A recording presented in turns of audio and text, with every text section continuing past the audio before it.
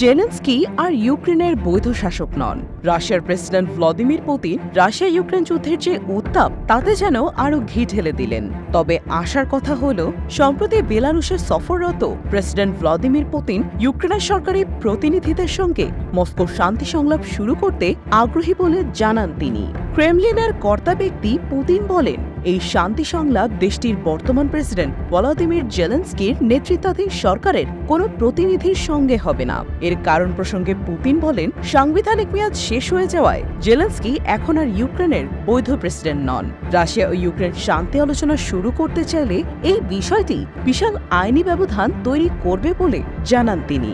24 মে শুক্রবার বেলারুশের রাজধানী মিন্স্কে এক সংবাদ সম্মেলনে ইউক্রেনের যুদ্ধবিরতি সংক্রান্ত প্রশ্নের উত্তরে জেলেনস্কির 5 বছরের মেয়াদ শেষ হওয়ার কথা তুলেন পুতিন। এ সময় বেলারুশের প্রেসিডেন্ট আলেকজান্ডার লুকাশেঙ্কো তার পাশেই ছিলেন। সেই সম্মেলনে পুতিন ইঙ্গিত দেন, একটি সমঝোতামূলক যুদ্ধবিরতির মাধ্যমে তিনি ইউক্রেনে যুদ্ধ বন্ধ করতে প্রস্তুত। তবে কিয়েভ এবং পশ্চিমে এতে সাড়া না দিলে তারা যুদ্ধ চালিয়ে যাবে। পুতিন বলেন, কিয়েভের সঙ্গে শান্তি সংলাপের শুরুর ব্যাপারটি অবশ্যই কাণ্ডজ্ঞান ও বাস্তব পরিস্থিতির সঙ্গে সঙ্গতিপূর্ণ হওয়া উচিত। আমরা ইউক্রেনের প্রতিনিধিদের সঙ্গে আলোচনা করতে চাই, কিন্তু কাদের সঙ্গে আমরা সংলাপ শুরু করব? আমি জানি এটা খুবই অদ্ভুত প্রশ্ন, কিন্তু একেবারে ভিত্তিহীন নয়। কারণ আমরা জানি যে ইউক্রেনের যিনি সরকার ও রাষ্ট্রপ্রধান তার মেয়াদ শেষ হয়ে গেছে। তার নেতৃত্বাধীন সরকার এখন আর ইউক্রেনের বৈধ সরকার নন।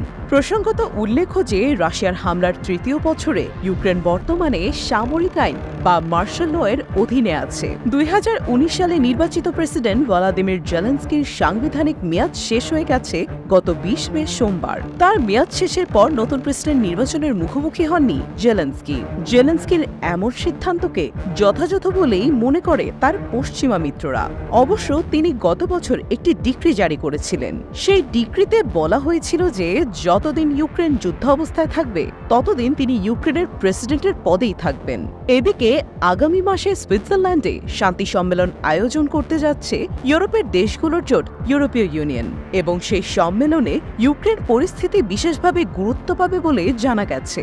সংবাদ সম্মেলনে পুতিন বলেন, আমার মনে হয় পশ্চিমা বিশ্বের এই সম্মেলন আয়োজনের মূল লক্ষ্য হল কিয়েভের বর্তমান শাসক গোষ্ঠীকে আন্তর্জাতিক বিশ্বে বৈধ বলে ঘোষণা করা, যে শাসক গোষ্ঠী ইতোমধ্যে সাংবিধানিকভাবে মেয়াদ উত্তীর্ণ। এটি আসলে এক প্রকার পিআর কর্মসূচি, কিন্তু আইনগত বা বৈধ নথির ক্ষেত্রে এসব পিআর কর্মসূচির কোনো মূল্য নেই।